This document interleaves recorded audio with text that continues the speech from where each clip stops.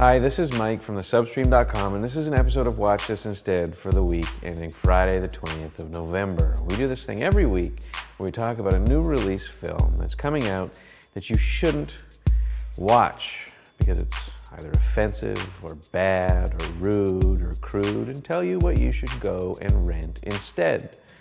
Hopefully from zip.ca, which you get to by pressing one of our banners. This week we want to talk about the second of the Twilight films, New Moon. The second film picks up where the first one left off. Bella Swan is a love-struck, mopey teen that literally has no personality and isn't interested in anything except for 111. Amanda, how old is this vampire dude?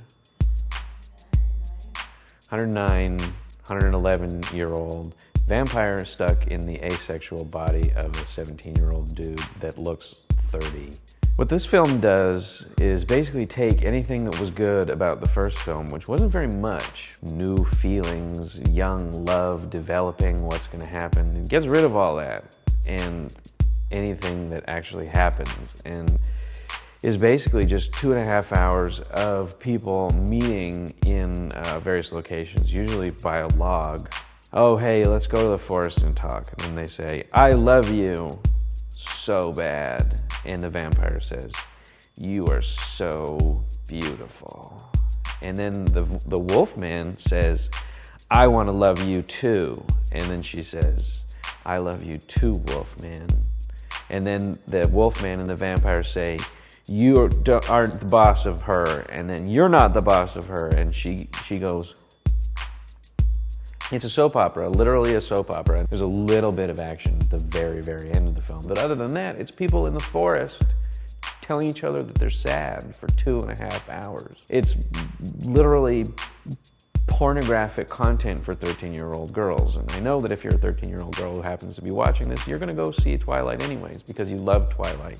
But I just want you to know that it's probably not good for you, and there's better films out there that'll give you the same kind of romantic, ooh, love feeling without implying to you that what women are the chaste, virginal, in need of protection, small little babies who replace their actual father with a 110-year-old boyfriend, father, husband, who will then impregnate them as soon as they turn 18.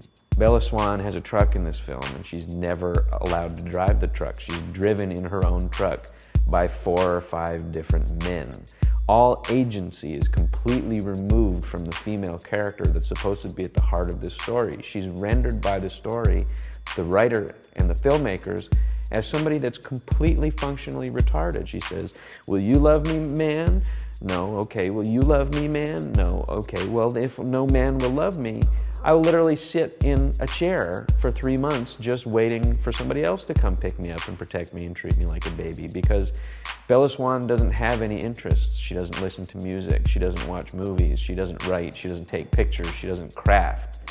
She just has mute love and admiration for the paternal people around her that she confuses for love objects, but that really are actually father surrogates. It's literally disgusting and offensive and so barefaced that it seems like just shameless.